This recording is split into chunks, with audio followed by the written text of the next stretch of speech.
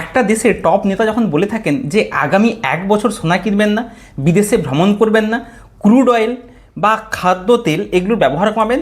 साथियों, हमें विदेशी मुद्रा बचाने के जो भी रास्ते हम लोग अपना सकते हैं, हमें बचाना होगा।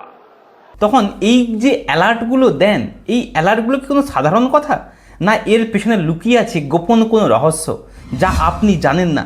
যদি আপনি ইনভেস্টার হন, এই কারণগুলো অবশ্যই জানা উচিত। আজকের এই ভিডিও টপিক ঠিক এই বিষয়ে, যে কেন নরেন্দ্র মোদী স্যার এই উক্তিগুলো বা এই অ্যালার্টগুলো দিয়েছেন এবং এর ফলে আমাদের স্টক মার্কেটে কী প্রভাব ফেলবে, এবং আজকে আমরা জেনে নেব যে কোন কোন সেক্টর এই অ্যানাউন্সের ফলে বা এই অ্যালার্টের ফলে ক্ষতি হতে পারে এবং কোন কোন সেক্টর এই অ্যানাউন্সের জন্য গ্রো করতে পারে। এবং আপনি যদি ইনভেস্টার হন অবশ্যই দেখবেন, কারণ প্রত্যেকটা যে সেক্টরগুলো ইনভেস্ট করার সময় এখন, সেই সেক্টরগুলো শুধু বলবো না, আমার অনলাইন ক্লাসে এই সেক্টরগুলো যে বেস্ট যে স্টক, সেই স্টকের নামও আজকে আমি উল্লেখ করব। প্রত্যেকেই বলছি আমি নমস্কার, আমি দীপঙ্কর দে, আমি একজন ফিনান্স এডুকেটর অ্যান্ড ট্রেনার। আমি মানুষকে টাকা গ্রো করাতে শেখাই এবং সঠিক জায়গায় ইনভেস্ট করতে শেখাই। একটা বিষয় যেটা সরকারের মাথাতে হাত পড়ে গেছে, সেটা হচ্ছে ফরেন রিজার্ভের পরিমাণ। আজ থেকে কিছুদিন আগে পর্যন্ত একটা সময় এই ফরেন রিজার্ভের পরিমাণ ভারতবর্ষে ছিল $728 বিলিয়ন, 2 মাস আগে পর্যন্ত। কিন্তু এখন সেটা কমে কমে এসছে $690 বিলিয়ন। অর্থাৎ দেখুন, প্রত্যেকটা দেশ রিজার্ভ রাখতে হয় ডলার হিসাবে বা তার সুরক্ষার জন্য, প্রোটেকশনের জন্য রাখতে হয়। এইবার এই পরিমাণটা কমে গেছে। যখনই কমে গেছে, অনুসন্ধান করে জানা গেল যে এর আসল কারণগুলো কি। কারণ অনেকগুলো, মেইন যে কারণ এই মুহূর্তে চলছে সেটা হচ্ছে কি যুদ্ধ। এবং সেই যুদ্ধ হচ্ছে যুদ্ধকালীন পরিস্থিতিতে তেলের দাম বেড়ে যাওয়া। একটা করে ব্যাখ্যা করছি। ধরুন ভারতবর্ষে এই মুহূর্তে যে টোটাল যে ক্রুড অয়েল, তার 85% বিদেশ থেকে আমদানি করা হয়। শুনতে অবাক লাগছে, এটাই সত্যি। 85% বিদেশের ওপর ডিপেন্ডেন্ট, বিদেশের ওপর নির্ভরশীল।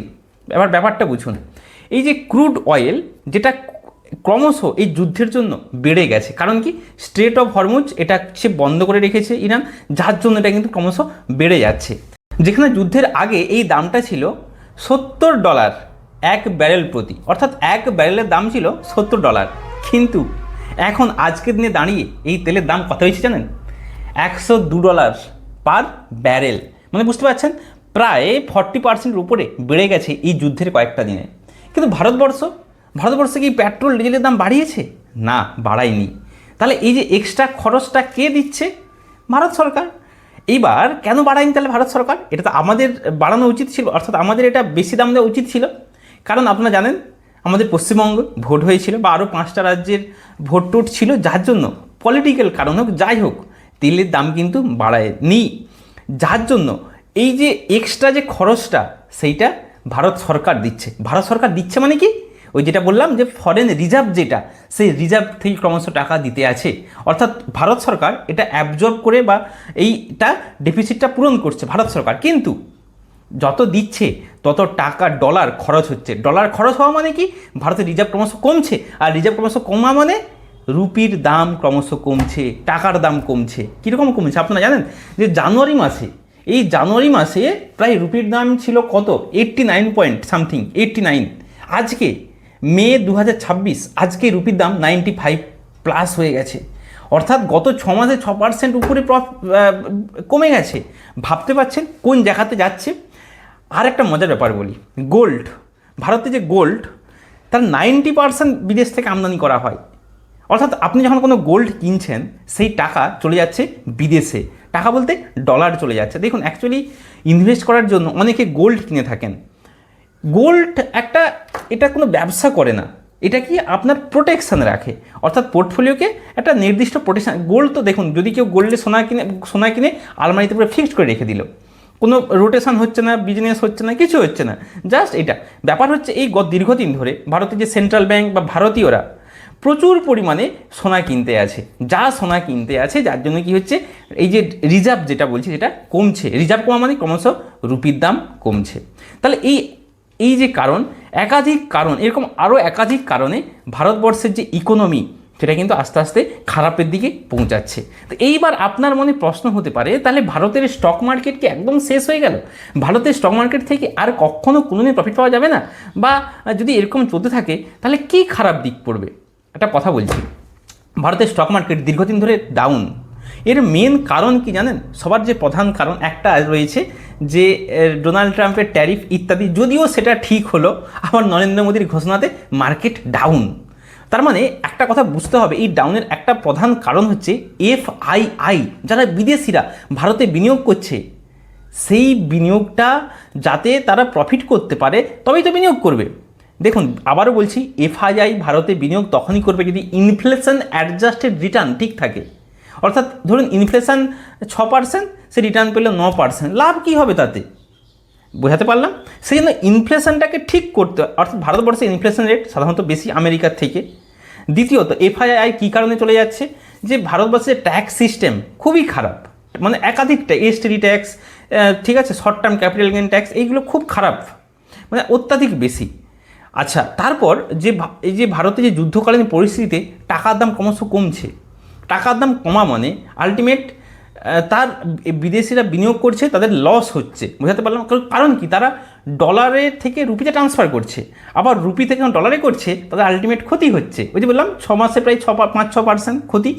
এই সব কারণে বিদেশিরা চলে যাচ্ছে, বিক্রি করে চলে যাচ্ছে। কোথায় যাচ্ছে না, যেখানে মনে হচ্ছে এখনও দাম কম রয়েছে, চীন মার্কেট, চীন, তাইওয়ান, আচ্ছা আমেরিকার যে এআই কোম্পানিগুলোতে ওরা ইনভেস্ট করছে, ফলে ভারতে যে মার্কেট ক্রমশ নিচের দিকে যাচ্ছে। এইবার ব্যাপার হচ্ছে, তাহলে কি এর সমাধান কি? ভারত কখনো ঠিক হবে না?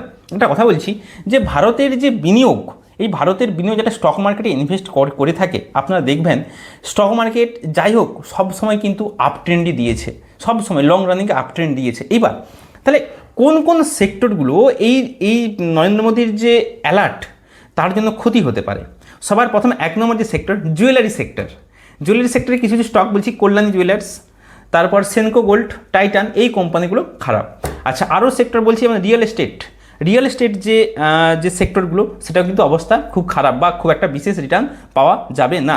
অটো সেক্টর, দেখুন অটো সেক্টর খারাপ, কারণ অটো সেক্টরের থেকে বেশি রিটার্ন পাওয়া যাবে না। আচ্ছা, এবার আসছি তাহলে অপরচুনিটি তৈরি হচ্ছে কোনগুলো, কোন কোন সেক্টরগুলো থেকে আমরা ইনভেস্ট করতে পারি। সেই সেক্টর সবার প্রথম যে মেন সেক্টর যেটা থেকে প্রফিট হবেই হবে, সেটা হচ্ছে ফার্মা সেক্টর। ফার্মা সেক্টর হচ্ছে, আমি সবসময় বলে থাকি, ফার্মা সেক্টর আগেও রিটার্ন দিয়েছে, এখনও দেবে, ভবিষ্যতেও দেবে, কারণ মানুষের রোগ জ্বালা এগুলো কিন্তু ক্রমশ লেগেই আছে। এবং এই ফার্মা সেক্টর ইন্ডিয়াতে পুরো ইন্ডিয়ান, অর্থাৎ বিদেশের উপর নির্ভরশীল নয়। যেমন ধরুন এআই এসে গিয়ে আইটির ওপর এফেক্ট ফেলেছে, সেরকম ফার্মার ওপর কিছু এফেক্ট করতে পারবে না সাধারণত এখন। তো সেক্ষেত্রে ফার্মা সেক্টরে কিছু ভালো ভালো স্টক বলছি, যেগুলো আপনারা স্টাডি করবেন। আমি আবার বলছি, কোনো বাইসলি রিকমেন্ড নয়, আপনাদেরকে স্টাডি করার জন্য বলছি, যেগুলো আমি আমার পেড ক্লাসে আমি এগুলো ফান্ডামেন্টাল অ্যানালাইজ করে, দীর্ঘ সময় ধরে একাধিক অ্যানালাইজ করে আমি এগুলো শিখিয়াই। সেরকম কিছু স্টক ফার্মা সেক্টর থেকে বেরিয়েছে।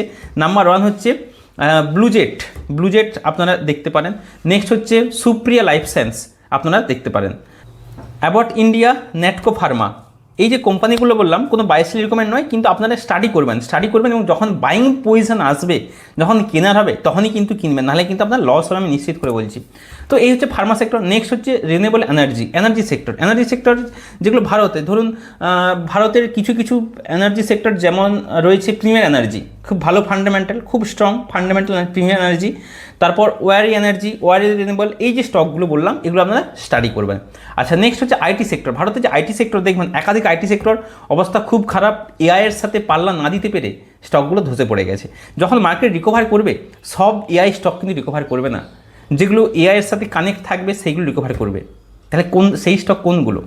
আমি ফান্ডামেন্টাল অ্যানালাইজ করে যখন সেক্টর ওয়াইজ কিছু স্টক সিলেকশন করি বা টপ স্টক বাছি, তো আমার সেরকম পেড ক্লাসে যেগুলো শেখাই, তো সেরকম কিছু স্টক হচ্ছে ভারতবর্ষে যেগুলো এআইকে পাল্লা দিয়ে চলছে, সেটা হচ্ছে বা চলবে ভবিষ্যতে, সেটা হচ্ছে HCL টেকনোলজি, খুব ভালো কোম্পানি, নো ডাউট।